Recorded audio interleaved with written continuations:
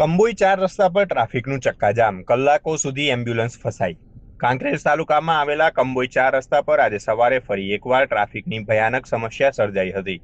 Patan Sihori highway પર વાહનોની લાંબી કતારો લાગતા લોકો કલાકો સુધી અટવાયા હતા. સૌથી ગંભીર બાબત એ હતી કે એક દર્દીને લઈ જતી એમ્બ્યુલન્સ પણ આ ટ્રાફિક જામમાં ફસાઈ ગઈ હતી, જેને અંતે સ્થાનિક યુવાનોએ ભારે જહેમત ઉઠાવી રસ્તો કરી બહાર કાઢી હતી.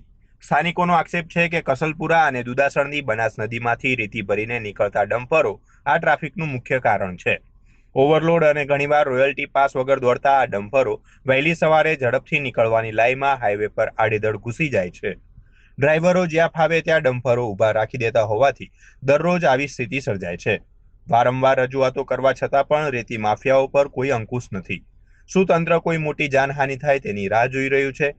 કંબોઈ 4 રસ્તા પર ટ્રાફિક પોલીસની કાયમી વ્યવસ્થા કરવામાં આવે તેવી માંગ પ્રબળ બની છે.